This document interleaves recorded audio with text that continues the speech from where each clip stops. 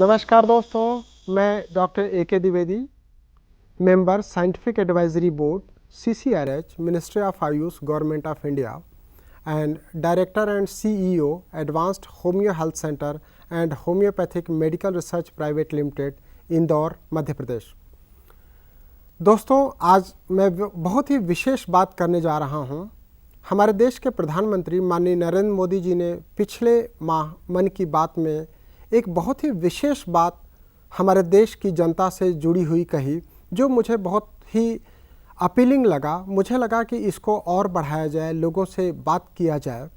माननीय मोदी जी ने बात किया कि किस तरीके से हम कैंसर से लड़ सकते हैं।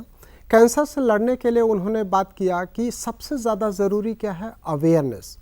अवेयरनेस की अगर मैं बात करूं तो लोगों को एजुकेट करना चाहिए। ऐसा माननीय मोदी जी का विचार था कि हम लोगों को ज़्यादा से ज़्यादा एजुकेट कर सकें।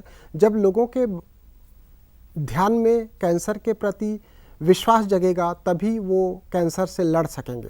अभी जो है वो क्या है कि कैंसर के प्रति डर लोगों में ज़्यादा है।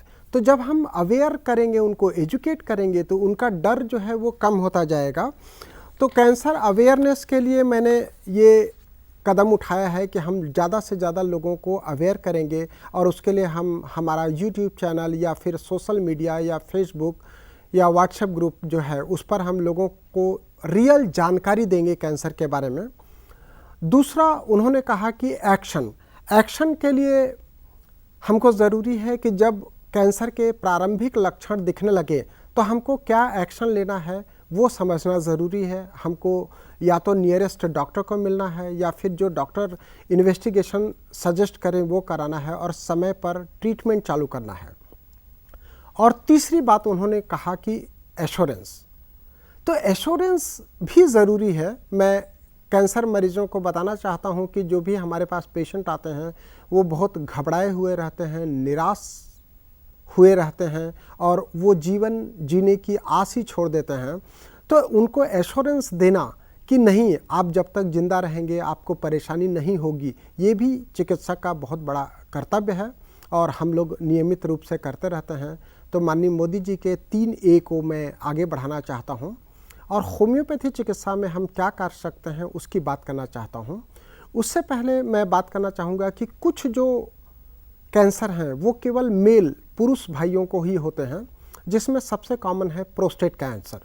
प्रोस्टेट कैंसर की अगर मैं बात करूं तो प्रोस्टेट का जो कैंसर है 50 साल की उम्र के बाद के हमारे मेल भाइयों में होना चालू हो जाता है। तो हमारे पास 50 साल से लेकर के 80, 85, 87 साल तक के भी मेल आते हैं। कई बार उनको प्रारंभिक लक्षण पता नहीं होता है। तो प्रोस्टेट कैंसर के प्रारंभिक लक्षण या फिर BPH, benign hypertrophy of prostate के जो लक्षण हैं वो सिमिलर हैं। कई बार कंफ्यूजिंग रहता है कि ये प्रोस्टेट कैंसर है या फिर बिनाइन हाइपरट्रॉफी ऑफ प्रोस्टेट है। उसके लिए मैं आपको बताना चाहता हूँ कि यदि आपको अचानक से बहुत बार बार पेशाब जाने लग गए हैं, या फिर पेशाब जाने के बाद भी ऐसा लगता है कि थोड़ी पेशाब बच जाती है और थोड़ी देर बाद आपको फिर से पेशाब जाना पड़ता है, कहने का मतलब है कि आपका ब्लैडर पूरी तरह से खाली नहीं हो रहा है, तो या तो ये BPH का लक्षण हो सकता है या फिर प्रोस्टेट कैंसर के प्रारंभिक लक्षणों में से एक हो सकता है। कई बार क्या होता है कि पेशेंट्स इसको दबा देते हैं। जो हमारे ऑफिस वर्कर्स हैं या जो एग्जीक्यूटिव्स हैं वो कई बार मीटिंग में काफ़ी देर बैठने के कारण पेशाब को रोक लेते हैं, उसके कारण उनकी परेशानी बढ़ जाती है। ऐसे ही मैं अगर ब्लैडर के कैंसर की बात करूं और UTI की बात करूं तो हमारी जो देश की महिलाएं हैं वो ट्रैवल जब करती हैं या कई बार मीटिंग में बैठती हैं तो पानी नहीं पीती हैं कि उनको बार बार यूरिन नहीं जाना पड़े।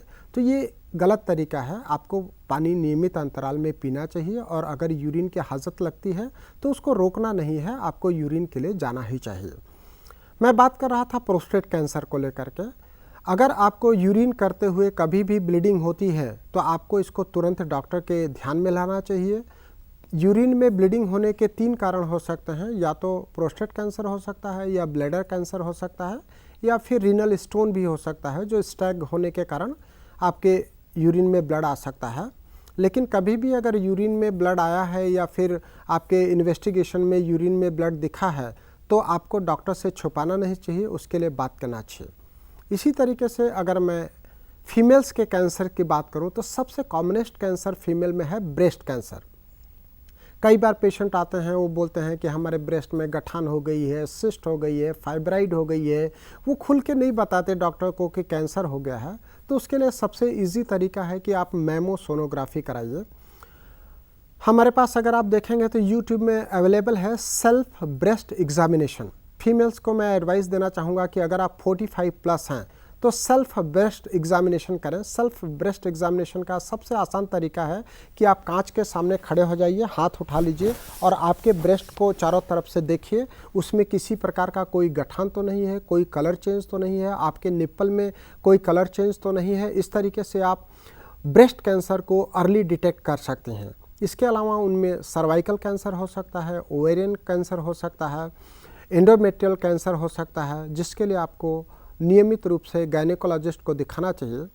और सबसे इम्पॉर्टेंट जो बात है, जब आपका मेनोपॉज हो जाता है, कहने का मतलब कि जब आपकी ब्लीडिंग पूरी तरह से बंद हो जाती है, 1 साल तक कोई ब्लीडिंग नहीं होती है और 2-3 साल बाद, 4 साल बाद, 4-6 साल का समय बीतने के बाद आपको अचानक से कोई ब्लड स्पॉट्स दिखते हैं, तो वो बहुत ही अलार्मिंग होता है। वो आपके फीमेल जेनाइटल से रिलेटेड किसी भी प्रकार के कैंसर को इंगित करता है। तो उसके लिए आपको ध्यान देना ज़रूरी है। बिल्कुल छुपाइए नहीं, शर्माइए नहीं। जैसा कि हमारे माननीय मोदी जी का कहना है कि अवेयरनेस बहुत ज़रूरी है, तो मैं बतौर अवेयरनेस आपको ये बताना चाहता हूँ कि हमारी महिलाओं में जो बीमारी बढ़ने का कारण है वो है शर्मिंदगी। कई बार वो शर्मिंदगी के कारण हमारे घर में ही चर्चा नहीं करती हैं, डॉक्टर्स को नहीं बताती हैं, छुपाती हैं, उसके कारण उनकी बीमारी बढ़ जाती है। तो कैंसर से हम तभी जीत सकेंगे जब हम इन बातों को समझेंगे और अपने जीवन में इसको अपनाएंगे भी। अब मैं बात करता हूँ ऐसे कैंसर जो एकदम कॉमन हैं और जो मेल या फीमेल किसी को भी हो सकते हैं। उसमें सबसे कॉमन कैंसर है गॉल ब्लैडर का कैंसर।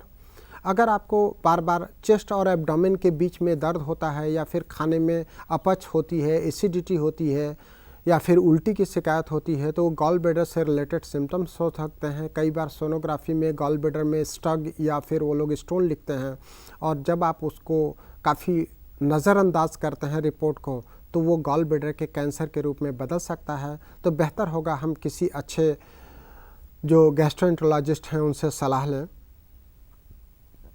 उसके अलावा जो सबसे कॉमन कैंसर है हमारे देश में वो है माउथ का कैंसर। आप कई बार देखे होंगे लोग सिगरेट पीते हैं, तंबाकू पीते हैं, उन सिगरेट के पैकेट पे लिखा रहता है चेतावनी, उसके बाद भी सिगरेट पीते हैं और तंबाकू खाते हैं, तो उनको मुंह का कैंसर हो जाता है। मुंह का कैंसर भी बहुत भयावह होता है। ऑपरेशन के बाद मुंह का स्ट्रक्चर ही बदल जाता है, टेढ़ापन आ जाता है। कई बार कीमोथेरापी के बाद या रेडियोथेरापी के बाद उनको मुंह के छाले हो जाते हैं या स्किन जल जाती है। तो बहुत ही पेनफुल है, कैंसर भी पेनफुल है और उसका इलाज भी पेनफुल है। इसीलिए लोग होम्योपैथी ट्रीटमेंट के लिए हमारे पास आते हैं। जैसे मैं ब्रेस्ट कैंसर की बात कर रहा था, ब्रेस्ट कैंसर में ब्रेस्ट का ऑपरेशन हो जाता है, उसके बाद उनके हाथों में सूजन आ जाती है, तो वो स्वेलिंग कम नहीं होती है, लिम्फेडेनोपैथी डेवलप हो जाता है। उसके ट्रीटमेंट के लिए लोग होम्योपैथी डॉक्टर के पास आते हैं। हमारे पास काफ़ी सारे ऐसे पेशेंट आते हैं और हम लोग जो उनको दवाई देते हैं उससे उनके हाथ की सूजन उतर जाती है। ऐसे ही गॉल ब्लैडर कैंसर की मैं बात कर रहा था। गॉल ब्लैडर कैंसर में कई बार डॉक्टर लोग मरीज का पेट खोल देते हैं और उसके बाद बोलते हैं कि कैंसर इतना बढ़ गया है कि हम ऑपरेशन नहीं करेंगे, या रिपोर्ट देख के, एमआरआई देख करके या पेट सीटी देख करके जब मेटास्टेसिस हो जाता है तब बोलते हैं कि कैंसर में ऑपरेशन का स्टेज ओवर हो गया है, अब ऑपरेशन नहीं हो सकता है। तब भी लोग होम्योपैथी ट्रीटमेंट के लिए हमारे पास आते हैं। तो उसका कारण केवल यही है कि देरी हो जाना, उनको जानकारी नहीं मिली समय पर, उन्होंने समय को पर डॉक्टर को नहीं दिखाया, जिसके कारण कैंसर एक भाग से दूसरे भाग में फैल गया। जैसे मैं बात कर रहा था प्रोस्टेट कैंसर का।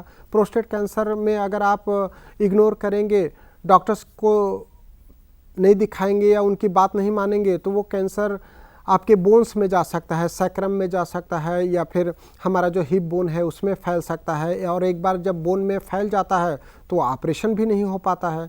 तो जब ऑपरेशन नहीं हो पाता है, ऐसी स्थिति में लोग होम्योपैथी ट्रीटमेंट के लिए हमारे पास आते हैं। तो मैं यही कहने का मतलब ये है कि ये समझाना चाहता हूँ कि हमें देर करना परेशानी का सबब हो सकता है। देर नहीं करना चाहिए, तुरंत डॉक्टर को दिखाना चाहिए, तुरंत इन्वेस्टिगेशन कराना चाहिए।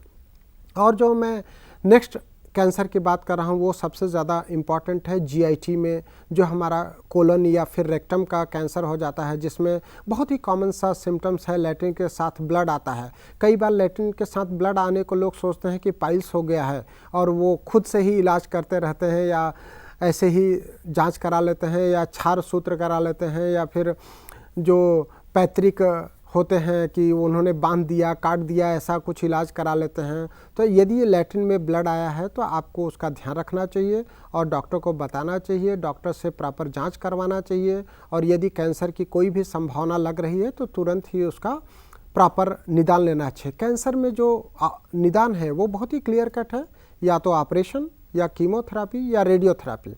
अब होम्योपैथी कहाँ आती है? होम्योपैथी एक palliative and supportive mode of treatment है। जब आपको एक बार ऑपरेशन, कीमोथेरापी और रेडियोथेरापी के बाद भी कुछ लक्षण मिलते हैं तब आप होम्योपैथी ट्रीटमेंट ले सकते हैं।